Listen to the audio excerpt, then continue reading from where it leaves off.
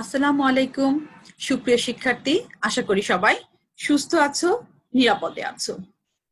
আমাদের আজকের এই অনলাইন ক্লাসে আমি নিগার পারভিন, সহকারী অধ্যাপক, উদ্ভিদ বিজ্ঞান বিভাগ, ঢাকা কলেজ, ঢাকা, তোমাদেরকে স্বাগত জানাচ্ছি। অনার্স তৃতীয় বর্ষের ছাত্ররা, তোমাদের জন্য আজকে আমার প্ল্যান্ট প্যাথোলজির 5th লেকচার ক্লাস। আমি আজকে সিলেবাসের 6 নম্বর টপিকসটা নিয়ে আলোচনা করব। আমাদের 6 নম্বর টপিকসে কি আছে? Host defence against pathogen. এখানে হোস্ট ডিফেন্স এগেইনস্ট প্যাথোজেন, সেটা বুঝতে পারছো যে উদ্ভিদের যে প্যাথোজেনের বিরুদ্ধে যে প্রতিরোধ ক্ষমতা উদ্ভিদের মধ্যে হয় সেটা নিয়ে আলোচনা করব। সেটা কিরকম টাইপের হতে পারে। তো উদ্ভিদ যেমন বিচিত্র রকমের বিভিন্ন ধরনের উদ্ভিদ রয়েছে, তেমনই রয়েছে কি অসংখ্য উদ্ভিদের রোগ সৃষ্টিকারী প্যাথোজেনও রয়েছে অসংখ্য। ঠিক আছে,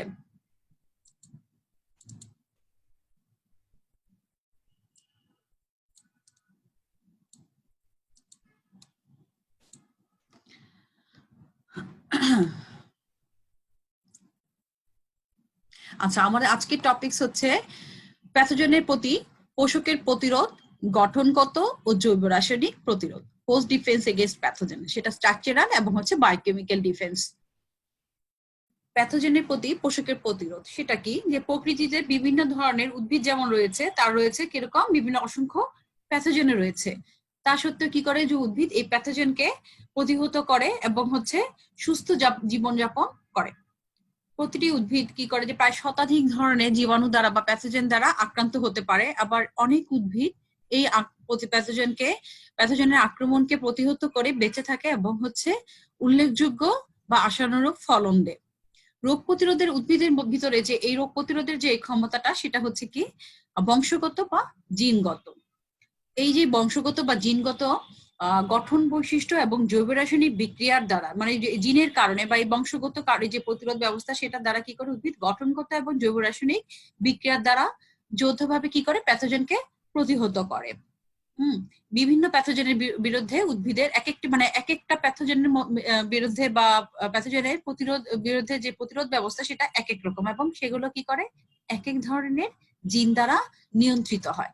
উদ্ভিদের যে এই যে প্যাথোজেনের প্রতি এই যে পোষকের যে প্রতিরোধ ক্ষমতা, সেটাকে দুইটা ভাগে ভাগ করা যায়। একটা হচ্ছে স্ট্রাকচারাল ডিফেন্স এবং আরেকটা হচ্ছে কি বায়োকেমিক্যাল ডিফেন্স। তো আমরা এই যে বলছি যে প্যাথোজেনের কথা বললাম, হোস্টের কথা বললাম এবং প্রতিরোধ ডিফেন্সের কথা বলছি। তোমরা জানো যে আমরা রোগ পড়ানোর সময় আমরা বলেছি যে প্যাথোজেন কোনগুলো, যারা কি করে যে সংক্রমণক্ষম জীবাণু যেগুলোকে বলা হচ্ছে, যেগুলো কি করে যে সেটা হতে পারে প্যাথোজেন গুলো ছত্রাক, ভাইরাস, ব্যাকটেরিয়া, এমএলও, তারপর হচ্ছে যে এই জিনিসগুলো যে নেমাটোড, এগুলো হচ্ছে কি প্যাথোজেন বলা হয়। এগুলো কি সংক্রমণশীল এবং হচ্ছে এগুলো কি করে উদ্ভিদে বিভিন্ন ধরনের রোগ সৃষ্টি করে।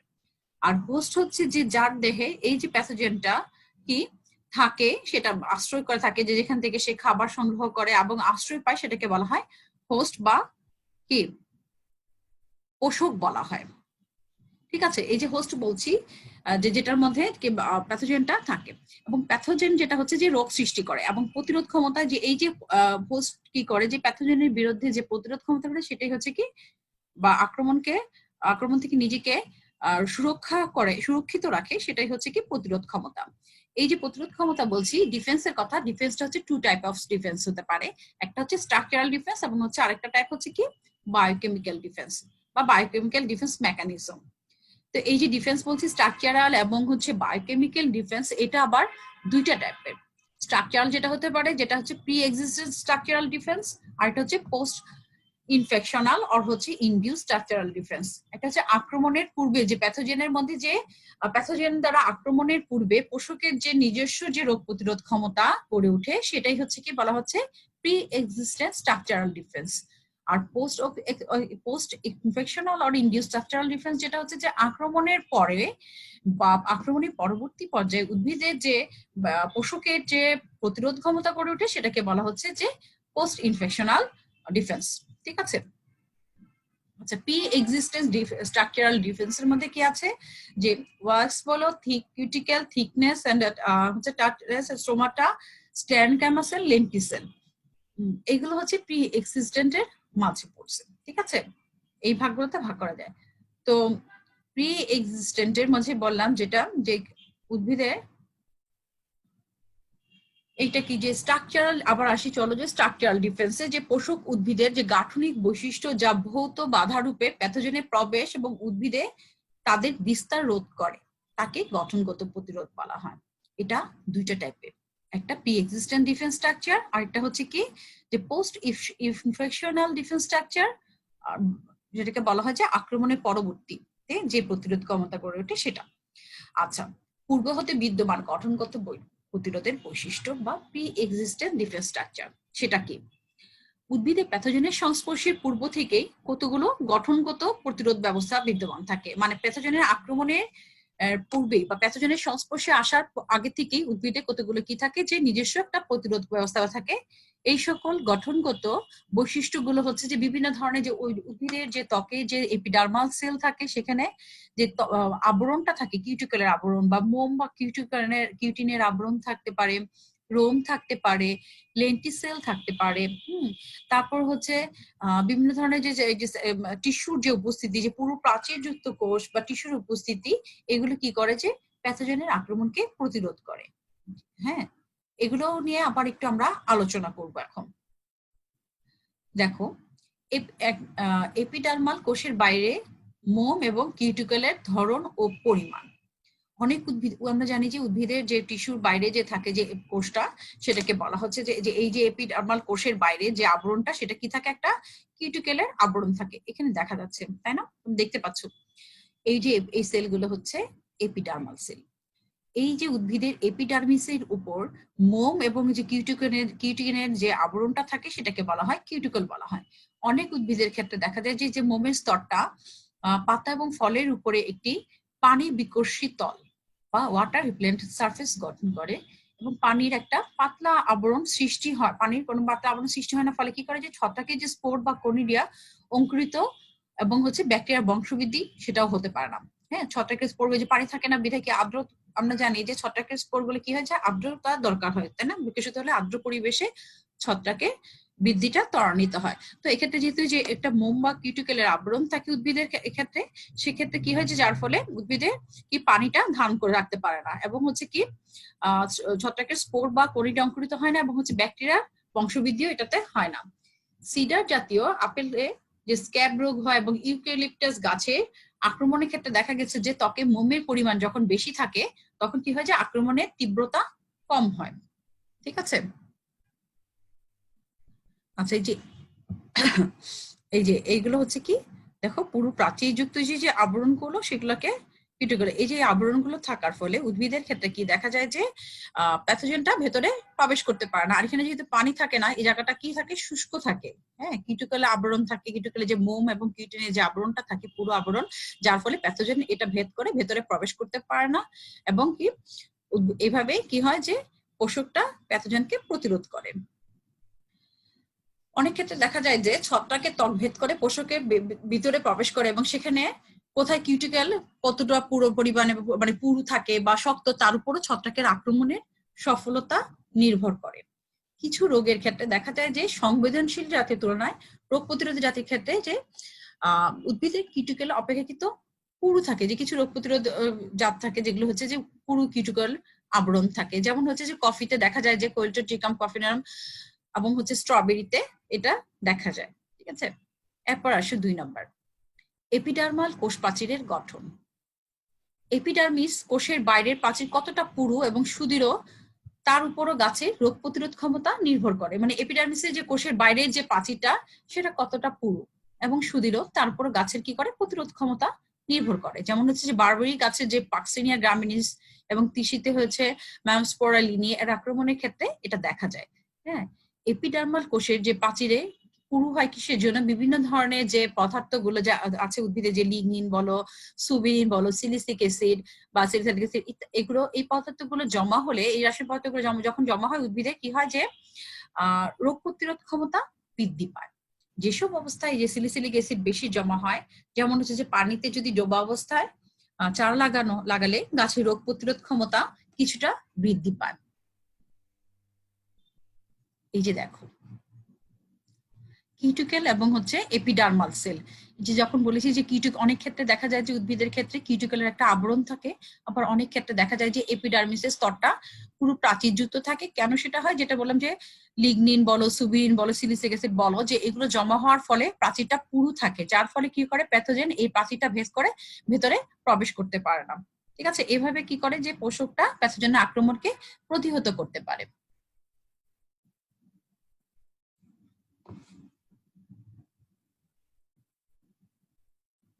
আচ্ছা, পেরিডার্ম।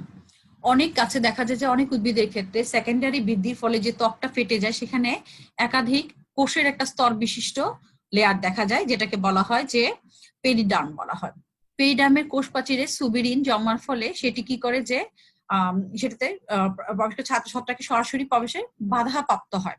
ঠিক আছে, সেটি ভেদ করে ছত্রাক সরাসরি ভেতরে প্রবেশ করতে পারে না। মানে পেরিডার্মের যে স্তরটা থাকে সেটাতে কি থাকে যে প্রচুর পরিমাণে কি সুবিরিন জমা থাকে, যার ফলে প্রাচীরটা পুরু হয় এবং সেখানে ভেদ করে প্যাথোজেন ভিতরে বা ছত্রাক বলো এগুলো প্রবেশ করতে পারে না ভেতরে, যার ফলে কি হয় যে এটাও একটা রোগ প্রতিরোধ ক্ষমতা, যে পেরিডার্মের যে প্রাচীরটার কথা বলা হচ্ছে। আলুর ক্ষেত্রে দেখা যায় যে পাউডারি স্ক্যাব রোগের ছত্রাক স্পঞ্জোস্পোরা তে দেখা যায় যে পেরিডার্মটা পুরু হলে রোগ প্রতিরোধ ক্ষমতা বেশি হয়। 4 নম্বরে আসো যে দেখো পত্ররন্ধ্র এবং হচ্ছে অন্যান্য প্রাকৃতিক রন্ধ্রের গঠন। পত্ররন্ধ্র কি তোমরা সেটা জানো যে সাধারণত কি হয়, উদ্ভিদের পাতা কি দেখা যায় যে প্রচুর পরিমাণে কি পত্ররন্ধ্র দেখা যায়, তাই না? যে এটা কি রক্ষীকোষ দ্বারা বেষ্টিত রন্ধ্র। তো অনেক ক্ষেত্রে দেখা যায় যে ছত্রাকগুলো কি করে যে পত্ররন্ধ্র দিয়ে প্রবেশ করে। অনেক উদ্ভিদে দেখা যায় যে পত্ররন্ধ্র খোলা থাকলে যে প্রবেশ করবে শুধু সেটা না, বন্ধ পত্ররন্ধ্র দিয়ে অনেক সময় প্যাথোজেন ভিতরে হোস্টের ভিতরে প্রবেশ করতে পারে। তো দেখা যায় যে অনেক অনেক প্যাথোজেনের কথা বললাম, যেমন হচ্ছে গমের ক্ষেত্রে রাস্ট এবং হচ্ছে গমের কাণ্ডে যে রাস্ট রোগ যেটা হয়, যে সেই ক্ষেত্রে দেখা যায় যে স্টোমাটা খোলা থাকলে প্রবেশ করতে পারে। আবার হচ্ছে যে স্টোমাটার আকৃতি বলো, অবস্থান বলো, এগুলো ওর কারণেও ব্যাকটেরিয়া কি করে উদ্ভিদের দেহে প্রবেশ করার জন্য মানে বাধা, মানে স্টোমাটার আকৃতির উপর ডিপেন্ড করে অনেক ক্ষেত্রে, যে এগুলোর আকৃতিটা কিরকম বা ছোট কিনা। অনেক ক্ষেত্রে দেখা যায় যে স্টোমাটার আকারটা ছোট থাকে, আবার অনেক ক্ষেত্রে দেখা যায় যে স্টোমাটার আকারটা বড় থাকে। এগুলাও কি করে যে রোগ প্রতিরোধী হিসেবে কাজ করে, প্রতিরোধক। কখনো কখনো দেখা যায় যে স্টোমাটার আকৃতি এবং অবস্থান বৈশিষ্ট্য ইত্যাদি কি করে ব্যাকটেরিয়ার উদ্ভিদ দেহে প্রবেশের বাধা দান করে। গ্রেপ ফ্রুট জাতের লেবুতে দেখা গিয়েছে যে স্টোমাটার ছিদ্র বড় এবং উপরেটি চড়া হওয়ায় সহজে পানির সঙ্গে ক্যান্সার রোগ সৃষ্টিকারী ব্যাকটেরিয়া জ্যান্থোমোনাস সাইটটি ভেতরে প্রবেশ করতে পারে। কিন্তু ম্যান্ডামিন জাতের ক্ষেত্রে দেখা যায় যে লেবুতে পত্ররন্ধ্রের ছিদ্রটা ছোট এবং উপরে বেশ উঁচু হয়, পানি জমা হওয়া কঠিন, সেজন্য ব্যাকটেরিয়া সহজে ভেতরে প্রবেশ করতে পারে না।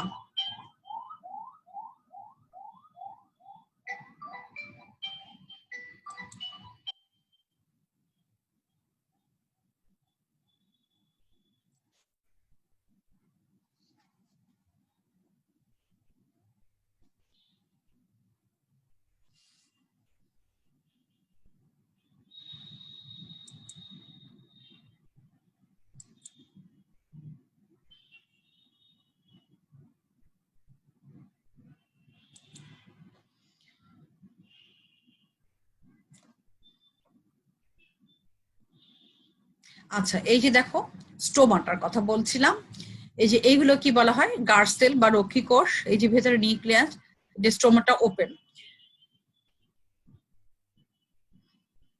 এটা কে মুক্ত পত্ররন্ধ্র বা স্টোমাটা, এটা হচ্ছে বন্ধ পত্ররন্ধ্র। পত্ররন্ধ্র দ্বারা কি করে উদ্ভিদ ন্যাচারালি কি করে যে এই যে গঠনগত অনেক উদ্ভিদের পত্ররন্ধ্রের কারণে কি করে যে গঠনগত বৈশিষ্ট্যের কারণে প্যাথোজেনে প্রতিরোধ করতে পারে। ঠিক আছে, এরপর আসো রোম বা হেয়ার।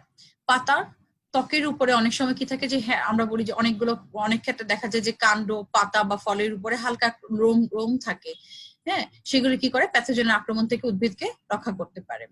পাতা, কাণ্ড এবং ফল অধিক যদি লোমযুক্ত হয় তবে ছত্রাকের স্পোর কিউটিকল এবং এপিডার্মিসের সংস্পর্শে আসতে পারে না। মানে যেসব ক্ষেত্রে দেখা গিয়েছে যে কাণ্ড, পাতা বা ফলের উপরে হেয়ার বা রোম থাকে, সেক্ষেত্রে ছত্রাকের স্পোর সেই কিউটিকল বা এপিডার্মিসের সংস্পর্শে আসতে পারে না এবং হচ্ছে কি এটা ভেদ করে ভেতরে প্রবেশ করতে পারে না। রোমের উপরে স্পোর অঙ্কুরিত হলে অনেক সময় দেখা যায় যে ত্বকের সংস্পর্শে আসার পূর্বেই এই জার্ম টিউবটা নষ্ট হয়ে যায়। আবার অনেক সময় কি হয় যে ঘন রোম যখন থাকে তখন কি করে যে পানি জমতে বাধার সৃষ্টি করে, ফলে সব ছত্রাকের স্পোরের অঙ্কুরোদ্গম হয় না। এভাবে রোমের গঠনের রোম দ্বারাও কি করে উদ্ভিদ পোষকটা কি করে প্যাথোজেনের আক্রমণ প্রতিহত করতে পারে। উদ্ভিদ টিস্যুতে পুরু প্রাচীরযুক্ত কোষের উপস্থিতি। উদ্ভিদ টিস্যুর উপর কোষ প্রাচীরের যে পুরুত্ব বা দৃঢ়তা কখনো কখনো কি হয় যে প্যাথোজেনের আক্রমণকে বাধা প্রদান করতে পারে। যে পাতার মধ্যে যে স্ক্লেরেনকাইমা যুক্ত বান্ডল সিট থাকে এবং শিরার যে স্ক্লেরেনকাইমা কোষ থাকে সেটা কি করে কার্যকরভাবে ছত্রাক, ব্যাকটেরিয়া বা নেমাটোড প্যাথোজেনগুলোতে এঙ্গুলার লিফ স্পট রোগের বিস্তার প্রতিরোধ করে। কারণ ঠিক আছে, যে এগুলো রোগ বিস্তার করে এবং এদের হচ্ছে যে আন্তঃশিরা অঞ্চলে সেটা কি করে বাধা প্রদান করে। ঠিক আছে, কোনগুলো যেটা যে বিভিন্ন ধরনের পুরু কোষ প্রাচীরযুক্ত যে কোষগুলো থাকে সেগুলো কি করে প্যাথোজেন আক্রমণ প্রতিরোধ করে। এই যে বললাম এগুলো হচ্ছে প্রি এক্সিস্টেন্স ডিফেন্স, যেটা যে আক্রমণের পূর্বে যে প্রতিরোধ ক্ষমতাগুলো হয়, যেটা যেমন যে এপিডার্মাল কোষের গঠন, তারপর এপিডার্মিসের গঠন যে কিউটিকুলার আবরণ বললাম, তারপর রোমের কথা বললাম, তারপর যে পুরু যে কোষ প্রাচীরের কথা বললাম, স্টোমাটা, এগুলো হচ্ছে কি যে আক্রমণের পূর্বে প্যাথোজেনের আক্রমণের পূর্বেই যে হোস্ট দ্বারা বা পোষক দ্বারা যে প্রতিরোধ ক্ষমতা সেগুলোর কথা বললাম। এবার আসুন যে আক্রমণ হলে বা আক্রমণ পরবর্তী গঠনগত প্রতিরোধ কৌশল বা defence structure form after infection. সেটা কি যে পোষক উদ্ভিদ আক্রমণ পূর্বে যে প্রতিরোধ আছে সেগুলো দ্বারা সেই প্রতিরোধ ক্ষমতাটা থাকলেও অনেক সময় দেখা যায় যে সেটা প্রতিরোধ করে প্যাথোজেন পোষকের ভিতরে প্রবেশ করে এবং হচ্ছে বিভিন্ন মাত্রায় কি করে সংক্রমণ ঘটাতে পারে। যদিও আক্রমণ পূর্ববর্তী গঠনগত প্রতিরোধ সত্ত্বেও প্যাথোজেন প্রবেশ করে, তবে সাধারণত এক বা একাধিক প্রতিরোধ ব্যবস্থা যেটা সৃষ্টি করে ভিতরে গঠনগত প্রতিরোধ সৃষ্টি করে, সেটাতে কি করে যে প্যাথোজেনের দ্বারা অনুপ্রবেশকে বাধা দান করে। মানে যেটা হচ্ছে যে অনেক সময় দেখা যায় যে এই যে প্রি এক্সিস্টেন্স যে ডিফেন্সটা হয় তারপরেও কিন্তু প্যাথোজেনটা কি করে যে সেটা সেই প্রতিরোধ ব্যবস্থাকে অতিক্রম করে ভেতরে প্রবেশ করে। তো ভেতরে প্রবেশ করার পর সেখানে কি করে যে সংক্রমণ ঘটায়। এবং হচ্ছে যে সেটাকেও যে ভেতরে যে সংক্রমণ ঘটায় সেটাকেও প্রতিহত করার জন্য পোষকের ভিতরে বিভিন্ন ধরনের হচ্ছে প্রতিরোধ করার বিভিন্ন কৌশল হোস্ট অবলম্বন করে। ঠিক আছে, সেটা আবার বিভিন্ন ধরনের হতে পারে। একটা হচ্ছে কি সাইটোপ্লাজমিক প্রতিরোধ বিক্রিয়া। কিছু ধীর বৃদ্ধি সম্পন্ন দুর্বল প্যাথোজেনিক ছত্রাক, যেমন হচ্ছে দুর্বল প্যাথোজেনিক আর্মারিয়া এবং স্ট্রেন এবং হচ্ছে মাইক্রো ছত্রাকের ক্ষেত্রে উদ্ভিদ কোষের সাইটোপ্লাজম যে হাইফির গুচ্ছ থাকে বা ক্ল্যাম্প অফ হাইফি ঘিরে ফেলে এবং হচ্ছে নিউক্লিয়াসটা দুই ভাগে বিভক্ত হয়ে যায়। কোনো কোনো ক্ষেত্রে দেখা যায় যে প্যাথোজেন ভিতরে প্রবেশ করলেও সাইটোপ্লাজম এবং হচ্ছে নিউক্লিয়াসটা আকারে বড় হয়ে যায়। সাইটোপ্লাজম দানাদার এবং ঘন থাকে, এর মধ্যে বিভিন্ন ধরনের যে পদার্থ সৃষ্টি হয় এবং শেষ পর্যন্ত কি করে যে মাইসিলিয়ামটা প্যাথোজেনের মাইসিলিয়ামটা ধ্বংস হয়ে যায় এবং হচ্ছে আক্রমণটা বন্ধ হয়ে যায়। মানে যেটা হচ্ছে যে অনেক সময় যখন প্যাথোজেন ভেতরে প্রবেশ করে যে সাইটোপ্লাজমে প্রবেশ করার পরে বিভিন্ন ধরনের কি করে বাধার সম্মুখীন হয়। সাইটোপ্লাজমটা যে দানাদার থাকে, ঘন থাকে এবং এর মধ্যে বিভিন্ন ধরনের যে পদার্থ সৃষ্টি হয় সেটা কি করে যে প্যাথোজেনের যে মাইসিলিয়ামটা সেটাকে ধ্বংস করে এবং হচ্ছে এর ফলে কি হয় প্যাথোজেনের আক্রমণটা বন্ধ হয়ে যায়। ঠিক আছে, এরপর দেখো যে কোষ প্রাচীরের গাঠনিক প্রতিরোধ। সেটা কি যে আক্রান্ত কোষের প্রাচীরের যে অঙ্গসংস্থানিক পরিবর্তনের মাধ্যমে একটা গাঠনিক প্রতিরোধ গড়ে ওঠে। এই ধরনের 3 প্রকার গঠন দেখা যায়। নাম্বার 1, কোনো ইনকম্প্যাটিবল ব্যাকটেরিয়া উদ্ভিদের বহিতকের কোষ প্রাচীরের সংস্পর্শে আসলে কোষ প্রাচীরটি কি হয় প্রথমে স্ফীত হয়ে যায় এবং এক ধরনের কোনো একটা অবয়ববিহীন বা ফাইব্রিলার বস্তু তৈরি করে যা ব্যাকটেরিয়াকে ঘিরে ফেলে এবং হচ্ছে ফাঁদে ফেলে ব্যাকটেরিয়ার সংখ্যা বৃদ্ধিতে বাধা দান করে। এটা হচ্ছে কি যে কোষ প্রাচীর দ্বারা যে বাধাটা তৈরি হয়। আবার অনেক ক্ষেত্রে দেখা যায় যে প্যাথোজেনের বিরুদ্ধে কোষ প্রাচীরে কি করে যে একটা সেলুলোজিক বস্তু সৃষ্টির মাধ্যমে আরো পুরু হয়ে যায়। এই সেলুলোজের ভিতর ফেনোলিক যৌগ অনুপ্রবিষ্ট হয়ে কি করে একটা ক্রস লিঙ্ক গঠন করে, যার ফলে কি হয় যে প্যাথোজেনটা এই কোষ প্রাচীরটা ভেদ করে ভেতরে প্রবেশ করতে পারে না।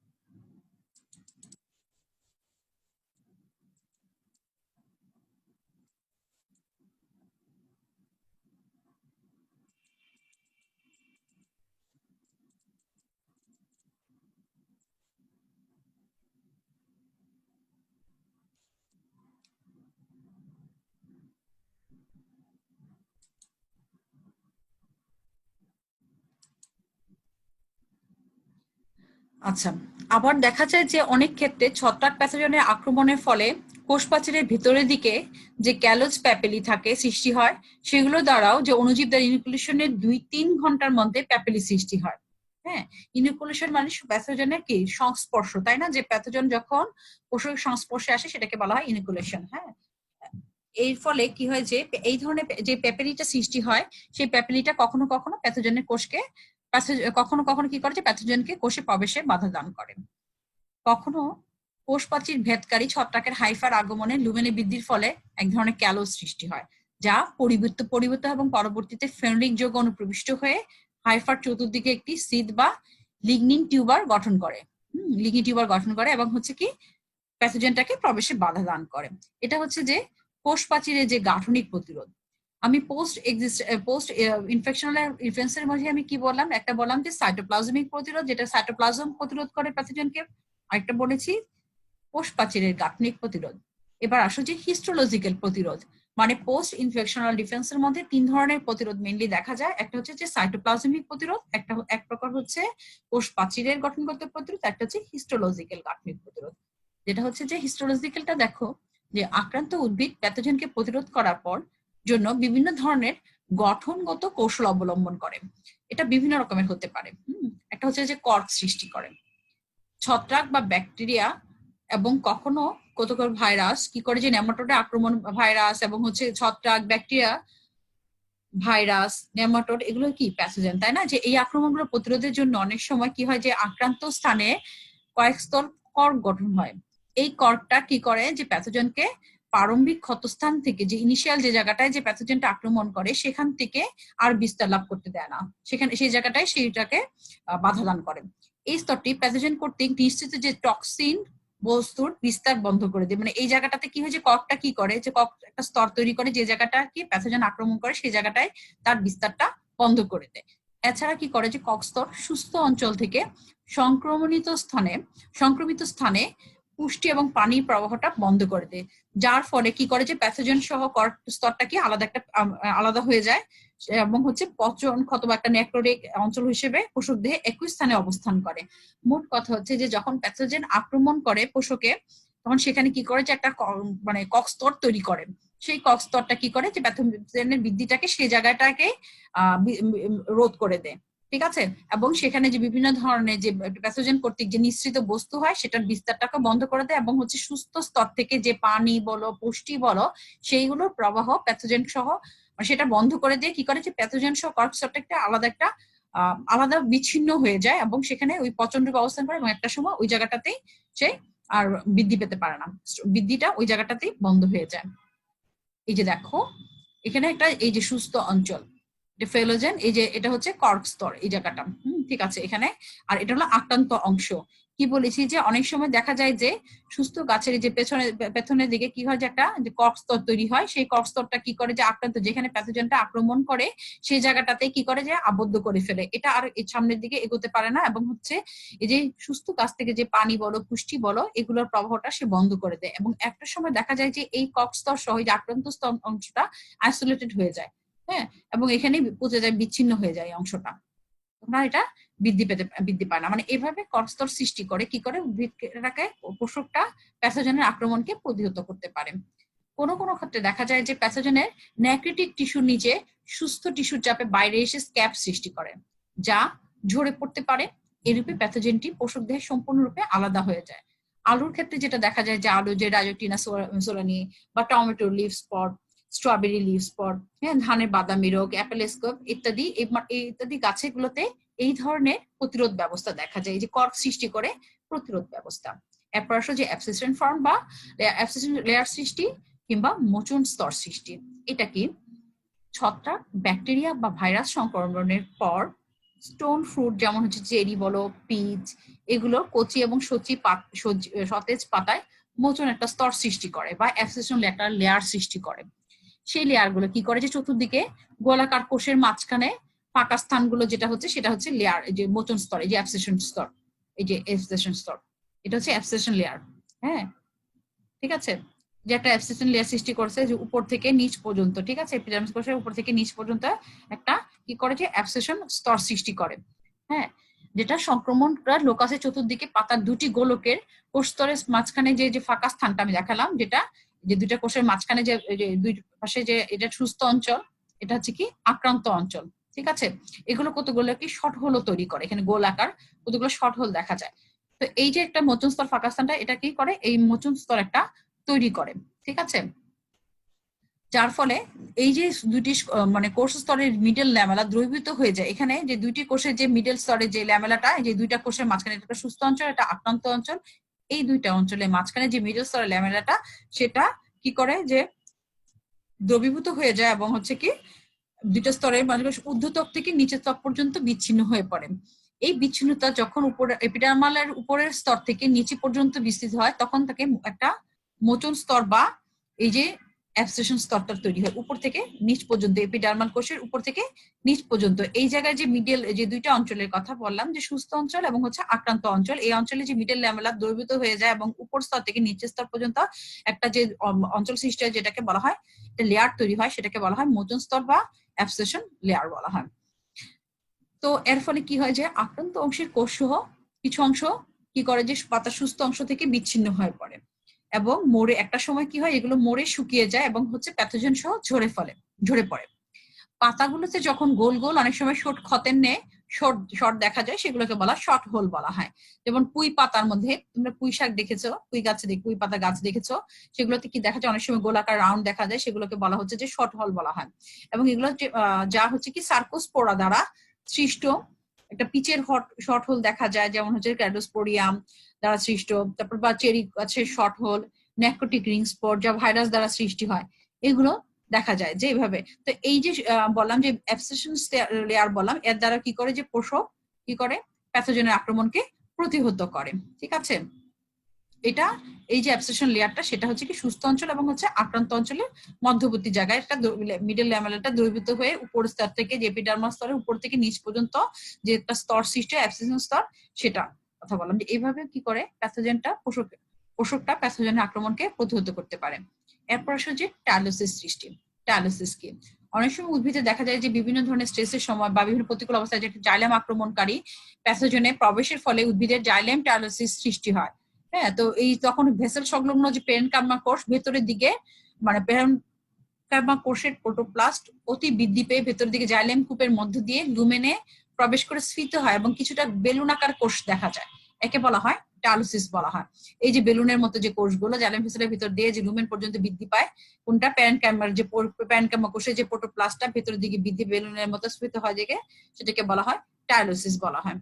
এই টাইলোসিস গুলো কোষপ্রাচীরটা কি থাকে, সেলুলোজ নির্মিত থাকে এবং এর আকার ও অধিক সংখ্যার জন্য এরা ভেসেলের লুমেন সম্পূর্ণরূপে বন্ধ করে দেয়।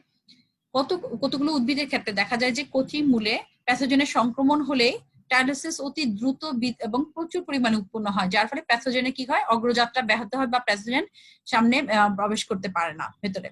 ফুজারিয়াম অক্সিপরাম, ফুজারিয়াম লাইকোসপারসিস কর্তৃক সৃষ্ট যে রোগগুলো, যে টমেটো রোগ ক্ষেত্রে এই রোগ টাইলোসিস সৃষ্টি হয়।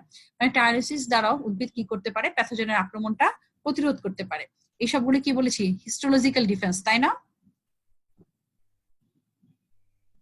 আচ্ছা, এরপর হচ্ছে গাম জমা হওয়া। অনেক উদ্ভিদের ক্ষেত্রে দেখা যায় যে এক ধরনের গাম বা আঠালো পদার্থ নিঃসৃত হয়, সেটা দ্বারাও সে কি করে যে প্যাথোজেনের আক্রমণ প্রতিরোধ করতে পারে। এক্ষেত্রে দেখা যায় যে প্যাথোজেন যখন সংক্রমণ ঘটে, তখন আক্রান্ত স্থানের চারদিকে বিভিন্ন ধরনের গাম উৎপন্ন করে প্যাথোজেনকে প্রতিহত করে। স্টোন ফ্রুট উদ্ভিদে যেমন চেরি, কুল, এইসব উদ্ভিদগুলোতে সাধারণত গাম সৃষ্টি হয়। এছাড়া আরো অন্যান্য উদ্ভিদেও গাম তৈরি হয়। গাম জাতীয় পদার্থগুলো কি করে যে আক্রান্ত স্থানের চারদিকে কোষ এবং অন্তঃকোষীয় স্থানে এত দ্রুত জমা হয় এবং একটা কি করে অভেদ্য বাধার সৃষ্টি করে এবং হচ্ছে প্যাথোজেনকে সম্পূর্ণ ঘিরে ফেলে। তখন প্যাথোজেনটি কি করে যে খাদ্যের অভাবে এটা মারা যায়। এই যে দেখো যে গাম, কতগুলো উদ্ভিদের ক্ষেত্রে বললাম যে কি হয় যে গাম নিঃসৃত হয় এবং গামগুলো কি করে যে এগুলো এই যে দেখো ভেসেলের মধ্যে আবৃত করে ফেলছে, এমন ভাবে করে যে পোষকটাকে প্যাথোজেনটাকে কি করে যে একটা ভেসেলের মধ্যে আবদ্ধ করে ফেলে। এটা হচ্ছে প্যাথোজেনের মাইসিলিয়াম, এই যেগুলো প্যাথোজেনের মাইসিলিয়াম, এই যে গাম, এগুলো হচ্ছে গাম। এই গামগুলো নিঃসৃত হয়ে কি করে যে পোষকের মাইসিলিয়ামটা, প্যাথোজেনের মাইসিলিয়ামটাকে আবদ্ধ করে ফেলে, যার ফলে এটা কি হয় যে একসময় এটা পানি পুষ্টি অভাবে কি করে মারা যায়। ঠিক আছে, খাদ্যের অভাবে মারা যায়। অ্যাপেলের ক্ষেত্রে যেটা দেখা যায় যে সিলভার লিফ বা ব্ল্যাক রাস্ট রোগ বা চেরি ক্যাঙ্কার ইত্যাদি রোগের আক্রমণের পরে বিশেষ রোগ প্রতিরোধী গাছের আক্রান্ত স্থানের চারদিকে অতি দ্রুত গাম জমতে থাকে এবং আক্রমণের পর যত দ্রুত এই গামটা জমতে থাকে তার প্রতিরোধ ক্ষমতা তত বেশি কি তত বেশি মানে সফলতা নির্ভর করে মানে গাম জমাটার উপর কি করে যে গাম দ্রুত জমলে এটা তত দ্রুত প্যাথোজেনের আক্রমণটাকে প্রতিহত করতে পারে। এই দেখো এটা গামের ছবি।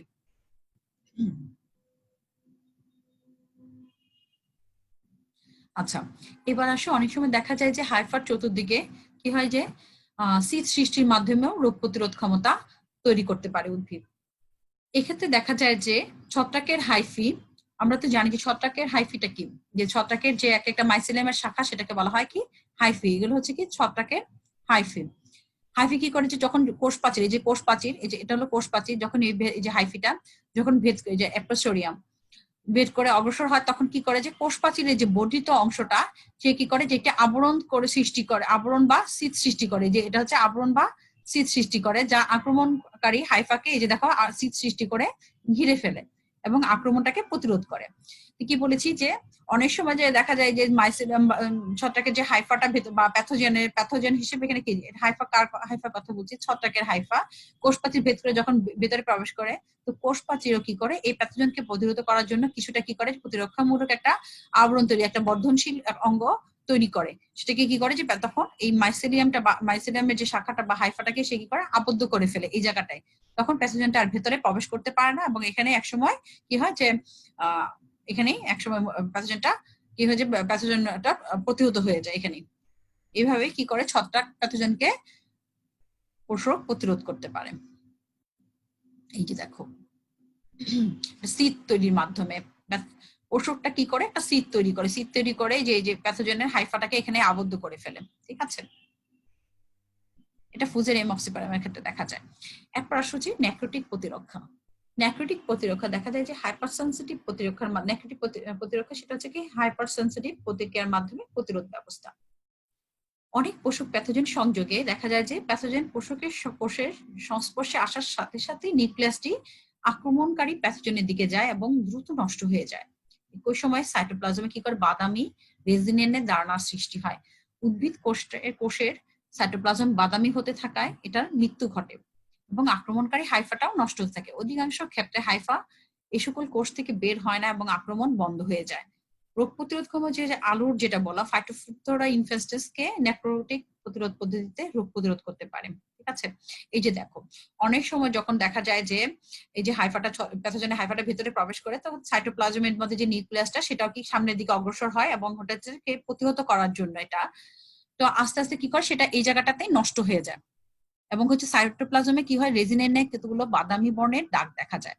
তো এই দাগগুলো আস্তে আস্তে এখানে এক সময় এটা কি হয় বিনষ্ট হয়ে যায় জায়গাটাতে, যে হাইফাটা সাইটোপ্লাজমটা বাদামি হতে থাকে, এটা মৃত্যু হয় এবং হচ্ছে কি আক্রমণকারী হাইফাটাও নষ্ট হতে থাকে। সাধারণত রোগ প্রতিরোধক্ষম গোলালো ফাইটোপথোরা ইনফেস্টেন্সকে নেক্রোটিক প্রতিরোধ পদ্ধতিতে প্রতিরোধ করা যায়। ঠিক আছে, এই যে লেন্টিসেলের কথা বলছিলাম, এই যে দেখো লেন্টিসেল, এই যেগুলো হচ্ছে লেন্টিসেল, এর মাধ্যমে উদ্ভিদ কি করে যে রোগ প্রতিরোধ করতে পারে। তো আসো আমরা আবার আরেকটু আলোচনায় যাই। আমরা কি বলছিলাম,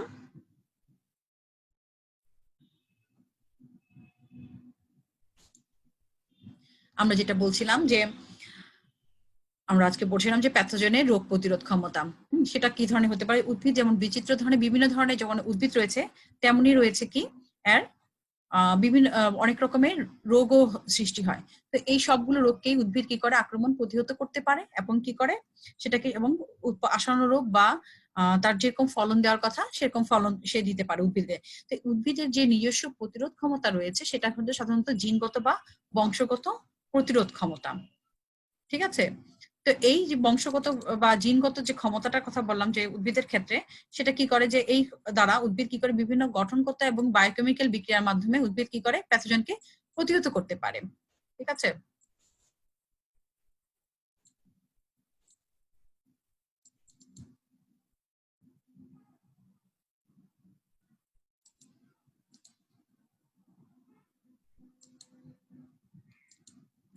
তো এই যে গঠনগত কথা বললাম, সেই গঠনগত কথা হচ্ছে যে উদ্ভিদ যে বিভিন্ন ধরনের এই যে গঠনগত, সেটা হচ্ছে যে দুইটা ধরনের প্রতিরোধ ক্ষমতা উদ্ভিদে দেখা যায়। একটা হচ্ছে গঠনগত, আরেকটা হচ্ছে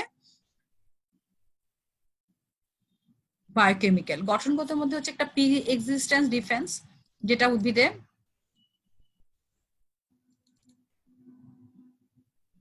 প্রি এক্সিস্টেন্স ডিফেন্স, যেটা উদ্ভিদে দেখা যায় যে আক্রমণের পূর্বেই অনেক সময় উদ্ভিদে বিভিন্ন ধরনের কি প্রতিরোধ ক্ষমতা গড়ে ওঠে। সেটা যেরকম হচ্ছে যে কোষের মাধ্যমে, যে কিউটিকেলের যে আবরণের কথা বললাম, যে উপরে উদ্ভিদের অনেক উদ্ভিদের ত্বকের ক্ষেত্রে যে এপিডার্মিসের উপরে একটা আবরণ থাকে, অনেক সময় সেটা মোম বা কিউটিকেলের এমন একটা পুরো আবরণ যেটাকে বলা হয় কিউটিকেল, সেটা দ্বারা উদ্ভিদ কি করতে পারে, রোগ প্রতিরোধ করতে পারে, প্যাথোজেনের আক্রমণকে প্রতিরোধ করতে পারে। অনেক সময় দেখা যায় যে এপিডার্মাল কোষের যে প্রাচীরে যে লিগনিন বলো, সুবিরিন বলো, এই সিলিসিক অ্যাসিড বলো, এগুলো জমা হয়ে প্রাচীরটা পুরু থাকে, যার ফলে কি করে এই প্রাচীর ভেদ করে প্যাথোজেনটা ভেতরে প্রবেশ করতে পারে না। এভাবে উদ্ভিদ কি করতে পারে, রোগের আক্রমণকে প্রতিহত করতে পারে। যেটা বললাম যে এপিডার্মাল কোষ প্রাচীরের গঠনের উপর কথা বললাম। এরপর আসলে যে পেইডার্মের কথা বলেছে, অনেক সময় দেখা যায় যে সেকেন্ডারি গ্রোথের ফলে উদ্ভিদের ত্বকটা ফেটে যায় এবং সেখানে কি হয় যে পুরো প্রাচীর বিশিষ্ট হয়। সাধারণত সুবিরিন জমা হওয়ার ফলে এটা হয়, এবং এই পেইডার্ম তৈরি করেও উদ্ভিদ কি করে প্যাথোজেনের আক্রমণকে প্রতিহত করতে পারে। এরপর আসলে যে কি বলেছি, পত্ররন্ধ্রের কথা বলেছি, যে অনেক উদ্ভিদের ক্ষেত্রে দেখা যায় যে পত্ররন্ধ্র থাকে, সেটা ছোট বা বড় হতে পারে, অনেক সময় খোলা পত্ররন্ধ্র হতে পারে বা বন্ধরত হতে পারে। এই পত্ররন্ধ্রের মাধ্যমে উদ্ভিদ কি করতে পারে, যে রোগ প্রতিরোধ করতে পারে, প্যাথোজেনকে প্রতিরোধ করতে পারে। ঠিক আছে, রোমের কথা বলেছি।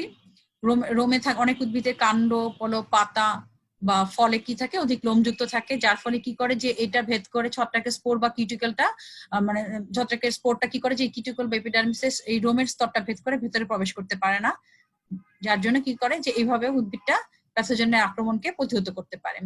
এরপর আসে যে উদ্ভিদের কোষ প্রাচীরে বিভিন্ন ধরনের পুরু কোষের উপস্থিতি। এই পুরু কোষ প্রাচীর থাকে, যার ফলে কি করে উদ্ভিদ প্যাথোজেনের আক্রমণ প্রতিহত করতে পারে। এই সবই হচ্ছে কি যে প্রি এক্সিস্টেন্স ডিফেন্সের কথা বললাম।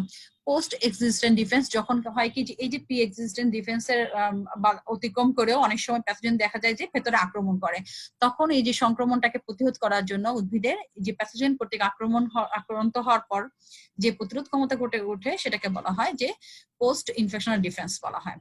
ঠিক আছে, তো এটা আবার বিভিন্ন ধরনের হতে পারে, সেটা হচ্ছে সাইটোপ্লাজমিক ডিফেন্স হতে পারে, তারপর হচ্ছে কোষ প্রাচীরের গাঠনিক প্রতিরোধ হতে পারে, হিস্টোলজিক্যাল গাঠনিক প্রতিরোধ হতে পারে। সেই হিস্টোলজিক্যাল গাঠনিক প্রতিরোধের মধ্যে আমরা কি পড়েছি, কক্স স্তর পড়েছি, তারপর হচ্ছে মোচন বা অ্যাবসেশন স্তর, তারপর হচ্ছে যে টাইলোসিস সৃষ্টি, গাম সৃষ্টি, হ্যাঁ গাতে যে গাম জমা হওয়া, এবং হচ্ছে হাইপার চতুর্দিকে যে সিস সৃষ্টি, সেটা পড়েছে, এবং হচ্ছে নেক্রোটিক বিক্রিয়া পড়েছি প্রতিরক্ষা। ঠিক আছে, আমাদের আলোচনা আজকে এই পর্যন্তই ছিল। যে আমরা যে টপিকসটা পড়েছি, আশা করি তোমরা আমি যে টপিকসটা আজকে আলোচনা করেছি, আশা করি তোমরা সবাই বুঝতে পেরেছো। আমার ক্লাস আজকে এখানেই শেষ। ভালো থাকো, সুস্থ থাকো, সবার জন্য অনেক শুভকামনা। আল্লাহ হাফিজ।